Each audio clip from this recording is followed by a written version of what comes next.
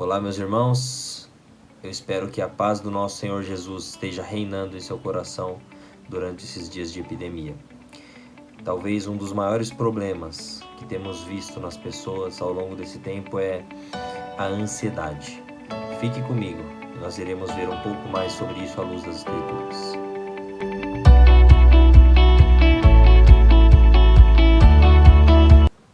Eu gostaria de ler com vocês, nesse momento, o texto de 1 Pedro 5, de 5 a 7. Abra sua Bíblia e vamos meditar juntos.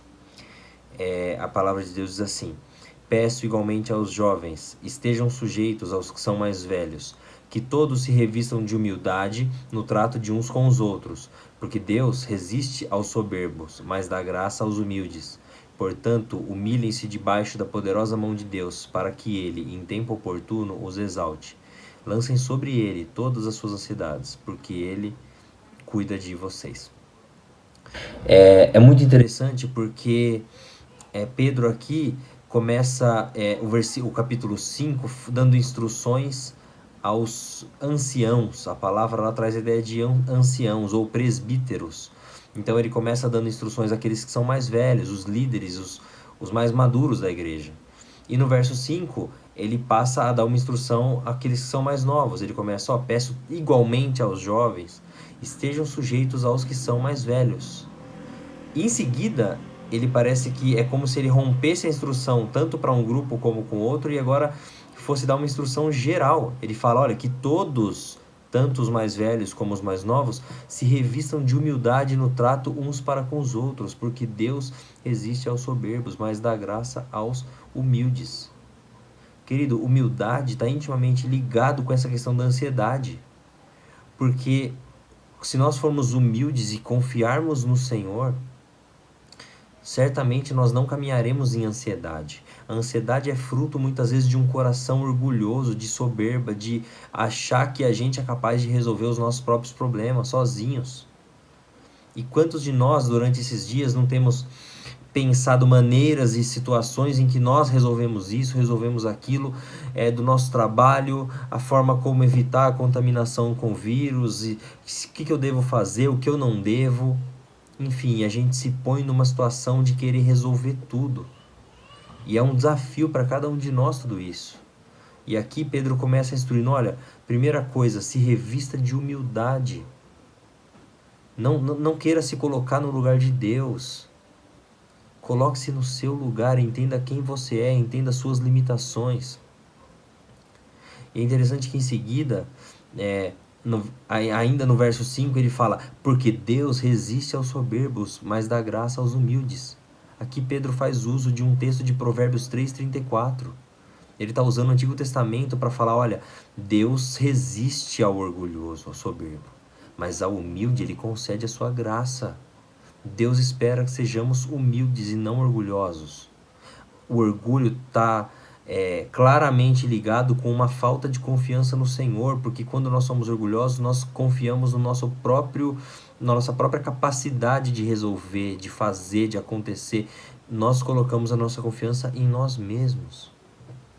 E Deus fala: não, seja humilde, confie em mim, se coloque no seu lugar e eu lhe concederei minha graça. E no verso 6, Pedro continua e diz: portanto, humilhem-se. Uma vez que você agora entendeu o que é a humildade, se humilhe debaixo da poderosa mão de Deus, para que Ele em tempo oportuno nos exalte. Aí Pedro diz para a gente se humilhar embaixo da poderosa mão de Deus. Quando fala poderosa mão de Deus aqui, Pedro está de novo lançando como base o uso dessa expressão muito usada no Antigo Testamento.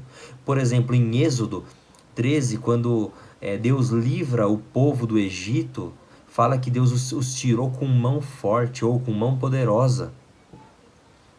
Mão poderosa no Antigo Testamento está muito relacionado com essa questão do controle soberano de Deus sobre tudo. A mão poderosa de Deus, meu querido, é o que governa a história. Nada fugiu do controle do Senhor, nada fugiu daquilo que Deus espera ou com o seu propósito sobre cada um de nós. E aí ele fala: se humilhe debaixo dessa poderosa mão, lembre daquilo que Deus tem feito, Lembre na história geral do cristianismo, da Bíblia, da fé. E não só isso, lembre na história da sua própria vida. O que Deus tem feito, como a mão poderosa de Deus tem agido na sua história. Lembrou? Agora se humilhe debaixo dessa mão poderosa. Essa é a ideia. E no tempo de Deus Ele te exalta. No tempo que Ele achar por bem, esse sofrimento e essa humilhação vai passar e Deus vai te colocar numa posição melhor. Mas tudo dentro do propósito soberano dEle. E por fim, Pedro diz, olha, você com humildade se humilhou e se prostrou, entendeu quem você é, quem Deus é e se colocou diante dele. Então agora você lança sobre ele todas as suas ansiedades. Uma vez que nós reconhecemos a nossa posição, a posição de Deus e o abismo que há entre nós, nós devemos, por meio de Cristo Jesus, lançar todas as nossas ansiedades sobre ele.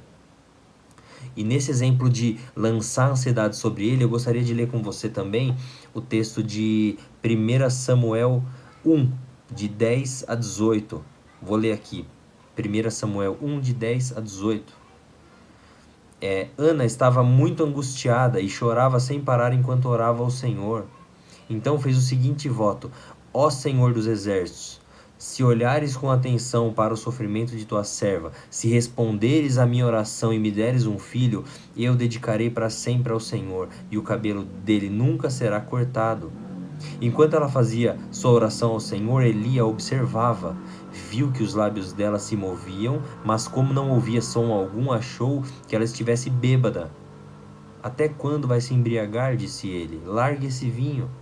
Ana respondeu: Meu senhor, não bebi vinho, nem outra coisa mais forte. Eu estava derramando meu coração diante do Senhor, pois sou uma mulher profundamente triste.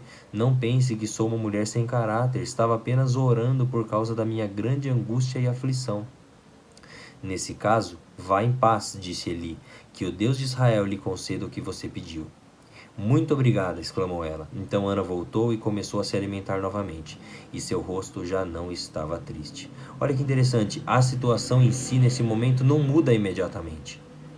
Ana, assim que termina de orar, não nasce o filho, ela não está grávida em seguida. Mas o que muda é o seu sentimento. O texto fala que ela estava profundamente triste, angustiada, e ela se derrama na presença do Senhor. E imediatamente, quando ela volta a se alimentar e termina a sua oração, fala que o seu rosto já não estava triste. Que nós possamos, com uma atitude de humildade, reconhecer a nossa situação perante o Senhor, a nossa incapacidade de resolver os nossos próprios problemas, e possamos confiar no Senhor, nos humilhar mediante a mão poderosa e soberana do Senhor, que cuida da história, que controla a história, e dessa forma lançar sobre ele toda a nossa ansiedade. Isso certamente é um desafio, é simples de entender, mas é difícil de praticar e de viver isso. E que, a começar em mim, possamos nessa semana continuar lançando todas as nossas ansiedades sobre o nosso Deus, por meio do nosso Senhor Jesus Cristo, para que Ele continue cuidando de nós, tirando toda essa preocupação, mudando o nosso semblante, tirando a tristeza do nosso coração, a angústia do nosso coração e colocando alegria em lugar disso. Que Deus abençoe você, abençoe sua família, que Deus te proteja, e a minha oração é que a paz do Senhor, de fato, governe o nosso coração nesses dias e que a gente continue confiando nele, humildemente, e lançando sobre ele todas as nossas ansiedades. Um abraço, Deus abençoe e até lá.